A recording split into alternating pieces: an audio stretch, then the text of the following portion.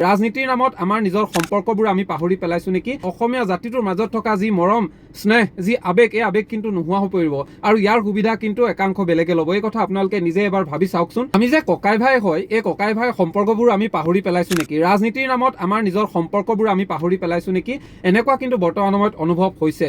আৰু এই অনুভৱবোৰ এইটো কাৰণে আহিছে, আমি অসমীয়া জাতিটো, আমি নিজৰ ককাই ভাই বাই ভনী, আমাৰ পৰিয়াল, আমি এই সম্পৰ্কবোৰৰ মাজত ৰাজনীতি সোমোৱাই আমাৰ মাজত মনোমালিন্য বা আদৰ্শগত আমাৰ মতভেদ অধিক হ'ব ধৰিছে নেকি? এনেকুৱা ধৰণৰ কথাও বৰ্তমান সময়ত চিন্তাত আহিছে। আমি সামাজিক মাধ্যম বৰ্তমান সময়ত আমি চাব নোৱাৰোঁ। সামাজিক মাধ্যমত এনেকুৱা এটা পৰ্যায়লৈ গৈছে, ইজনে সিজনক যি ধৰণৰ পৰ্যায়ত সমালোচনা কৰিবলৈ গৈছে, আৰু এই সমালোচনা কৰাৰ মূলতে হৈছে দলীয় ভাৱাদৰ্শক লৈ, আদৰ্শক লৈ। নিৰ্বাচন আহিছে, নিৰ্বাচনক উৎসৱ হিচাপে আনন্দ অনুভৱ কৰিব লাগে, তাৰ পাছতে আকৌ নিজৰ কাম কৰিব লাগে। কিন্তু এই আদৰ্শৰ নামত নিজৰ সম্পৰ্কীয় ককাই ভাই অসমীয়াৰ মাজতে যদি সকলোবোৰ পাহৰি অসমীয়াৰ মাজতে যদি এই ধৰণৰ ভাৱ লৈ ছ'চিয়েল মিডিয়াত সমালোচনা, অতি নিম্ন পৰ্যায়ৰ তৰল বাক্যৰে সমালোচনা কৰা, এইবোৰ যদি চলি থাকে, তেনেহ'লে আমাৰ অসমীয়া জাতিটোৰ মাজত থকা যি মৰম স্নেহ যি আবেগ, এই আবেগ কিন্তু নোহোৱা হৈ পৰিব আৰু ইয়াৰ সুবিধা কিন্তু একাংশ বেলেগে ল'ব। এই কথা আপোনালোকে নিজে এবাৰ ভাবি চাওকচোন।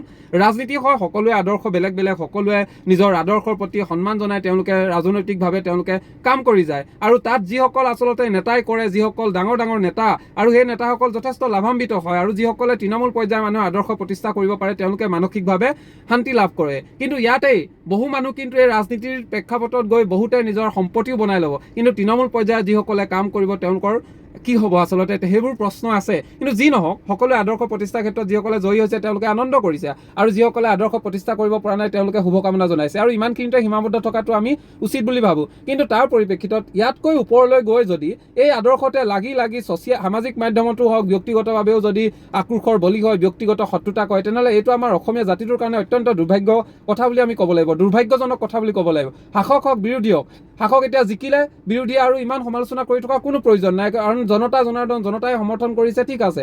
এতিয়া চৰকাৰে যদি কিবা ভুল নীতি গ্ৰহণ কৰে, তেনেহ'লে তাত সমালোচনা কৰাৰ প্ৰয়োজন আছে, সমালোচনা কৰিব লাগে। কিন্তু ইয়াৰ পৰিৱৰ্তে অনবৰতে যদি সমালোচনাই চলি থাকে, ইটোৱে সিটোক সমালোচনা কৰি থাকে, ইয়াৰ সুবিধা কিন্তু বেলেগে ল'ব, আৰু আমাৰ অসমীয়া জাতিটোৰ মাজত যি ককাই ভাইৰ মাজত যি সম্পৰ্ক আছে, এইটো কিন্তু নোহোৱা হৈ যাব।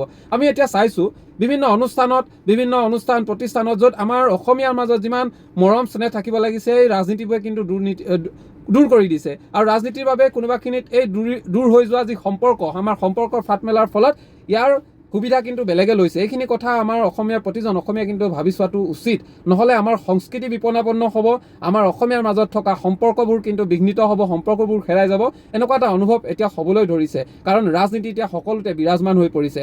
ৰাজনৈতিক ডাঙৰ যিসকল বিজ্ঞ ৰাজনৈতিক নেতা, তেওঁলোকে কিন্তু এনেধৰণৰ ৰাজনীতি কেতিয়াও নকৰে, তেওঁলোকৰ পৰা আমাৰ শিকিব লগা আছে। কিন্তু আমাৰ তৃণমূল পৰ্যায়ত আমি দেখিছোঁ, যিসকলে প্ৰকৃত ৰাজনীতিকে এইটো বুজি নাপায়, তেওঁলোকৰ মাজত কিন্তু ক্ষোভৰ উদগীৰণ, ব্যক্তিগত শত্ৰুতা এইটো অধিক হৈছে, আৰু যিবোৰে সমাজখনত বিৰূপ প্ৰভাৱ পেলাইছে, নিজৰ সমাজখনত, নিজৰ অঞ্চলটোত যি ধৰণে আচলতে একত্ৰিত হৈ আগতে কাম কৰি গৈছিলে, সেই কাম কৰিবলৈও এতিয়া আদৰ্শগত মতভেদৰ কাৰণে তেওঁলোকৰ মাজত মিলাপ্ৰীতি নোহোৱা হৈ গৈছে। এইখিনি কথা এবাৰ ভাবি চাবচোন। নিৰ্বাচন আহিব আৰু যাব, আদৰ্শ একো এটা আদৰ্শ জীয়াই থাকিব, আকৌ নোহোৱা হৈ যাব। সেয়ে সময়ৰ সোঁতত আদৰ্শবোৰ কেতিয়াবা হেৰাই যায়, আৰু কিন্তু আমি মানুহবোৰ জীয়াই থাকিব লাগিব, আমাৰ সম্পৰ্কবোৰ জীয়াই থাকিব লাগিব।